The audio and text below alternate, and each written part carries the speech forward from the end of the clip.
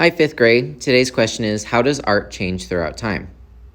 Also, I want you to think about, how has nature changed over time?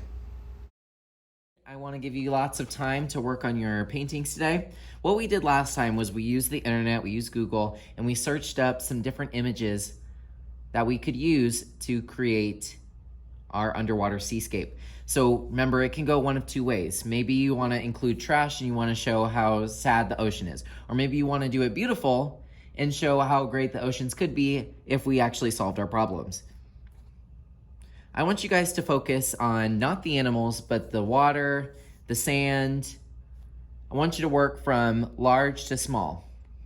So what that means is I want you to work on the big areas, and then maybe next time we'll work on the animals. If you do finish today, awesome.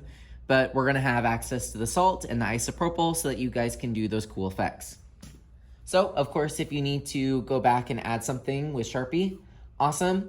What I'm looking for is overlap. So like I have this turtle overlapping this little plant over here. I'm also looking for texture. Texture is some things that you can feel. You guys are gonna use the salt, isopropyl, and then you can dust it off next time, and you're gonna have all of those really cool textures.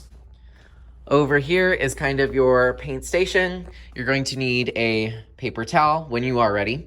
We have two different kinds of brushes, big or small. I would just get both just in case you need them. And then we have the paint palettes. Yes, you get the nice ones, ooh la la. You can share this with a neighbor, or if there happens to be enough, you could have it by yourself. And then you'll need a water cup. If you don't find a water cup or you need to refill it, just turn on the water a little bit.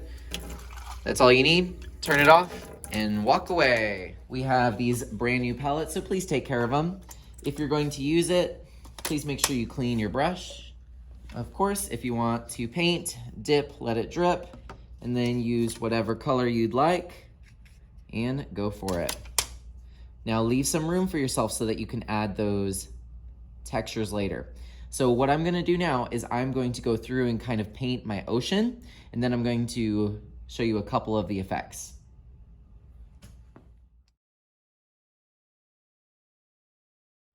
All right, so I have this kind of pretty blue aquamarine color. I want to switch colors, so dip, let it drip, dry off.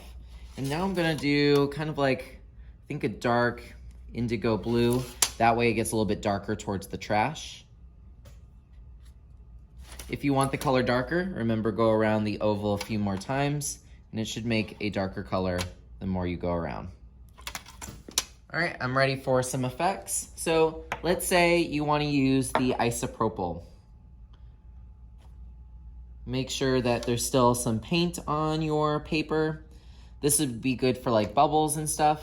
Obviously you'd hold it, turn it, use the plunger, get enough for at least a drop, bam, and it does its work. And then you want to leave it alone and then put it wherever you want it to go. So I'm just gonna put some little bubbles around these little guys.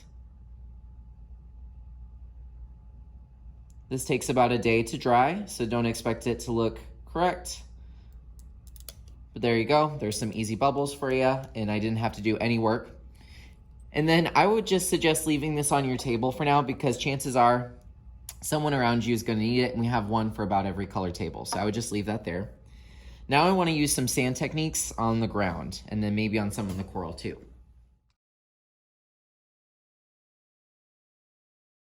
All right, so I painted some areas that I wanna add some salt to. Over here I have the salt, and I like to stack them just because it's salt. Nothing's gonna happen if you stack it. And then take it, follow the green arrows. All right, and then anywhere that you want that kind of bubbly texture, you'll put the salt. But as you guys learned, it's about waiting.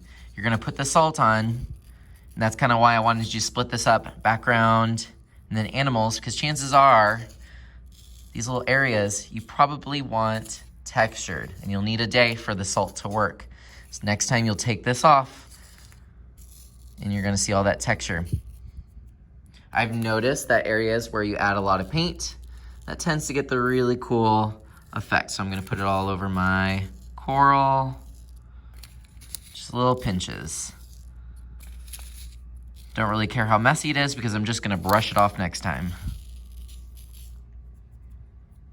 Now you could finish this if you wanted to. I'm not expecting that. I just want you to do maybe the water, the sand, anything with texture. If you wanna go ahead and do your animals, amazing. Now, this is going to be super wet. I don't expect you to take a photo of it, but you do have your Chromebook here. If you need to look something up, I would put your Chromebook under the table if you plan on painting. That way you don't have to buy a new Chromebook because you got it wet. And then when you're done, make sure you put the paper on the back. If no one else needs the salt, just put it back in the stack. If no one needs the isopropyl, just put it back as well. Paintbrush goes in the water cup. Please make sure that your colors are clean and closed. Paper towel goes in trash. Water cup goes in the sink. Don't worry about it. Paint tray goes back in the tray. I hope you guys have fun today. Make sure you leave yourself something to do next time, because next time we are going to be finishing these. Have a good one.